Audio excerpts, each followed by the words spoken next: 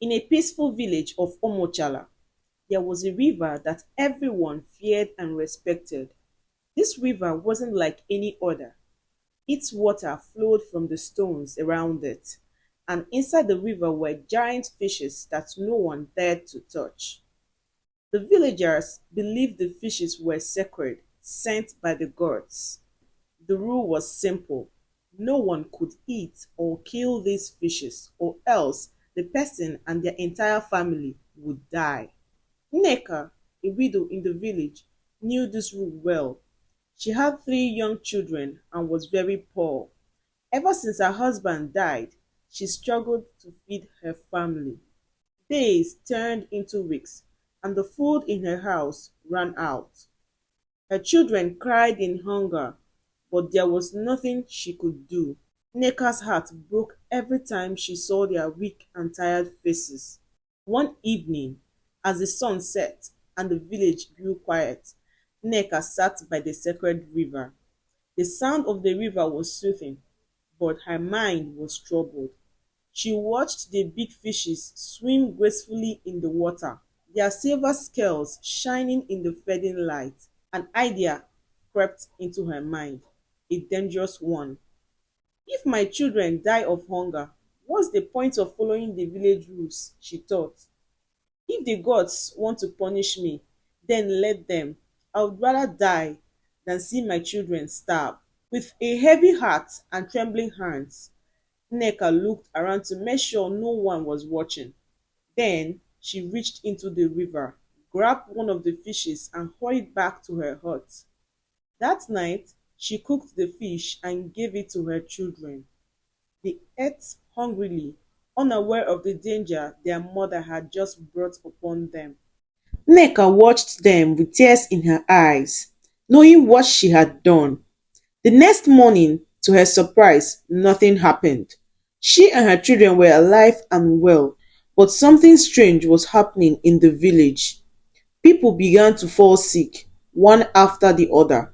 The villagers grew weak and ill, and no one could explain why. Fear spread like wildfire. Days later, the village priest called everyone together. He had spoken to the gods and learned the truth. Someone has broken the sacred law, the priest said. Someone has taken a fish from the river. Because of this, we are all cursed. Nneka's heart sank. She knew it was her fault. The priest looked straight at her and said, Nneka, you have brought this curse upon us. The villagers were shocked. Nneka fell to her knees and confessed. I did it for my children, she cried. We had no food, and they were starving. I couldn't let them die. The priest shook his head sadly. The gods demand a price. To lift the curse, you must either sacrifice your children to the gods or go into the evil forest and bring back the egg of a python. Only then will the gods forgive us. Nneka's heart broke at the thought of sacrificing her children. She couldn't do it. I will go to the evil forest, she said, her voice firm. I will find the egg and bring it back. The evil forest was a place of danger and fear. No one had ever gone there and returned. But Nneka was determined. She set off on her journey, facing wild animals, poisonous plants, and strange spirits. It was a hard and scary journey, but she kept going, driven by her love for her children.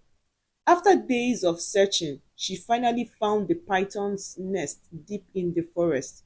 With great care, she took the egg and hurried back to the village. The villagers were amazed when they saw her return. She handed the egg to the priest, who quickly performed the ritual to lift the curse. As the ritual ended, the villagers who had fallen sick began to recover. There was joy and relief all around. But just as everyone was celebrating, Nneka collapsed. She had given everything she had to save her children and the village. No one could explain why she died, but everyone knew it was the final prize for her bravery. From that day on, the fishes in the river were no longer forbidden. The gods had accepted Nneka's sacrifice. The villagers lived in peace, and Nneka's children grew up knowing their mother was a hero who had given her life to save them. The story of Nneka's bravery was told for generations, reminding everyone of the power of a mother's love and the strength to face even the greatest dangers for the ones you love.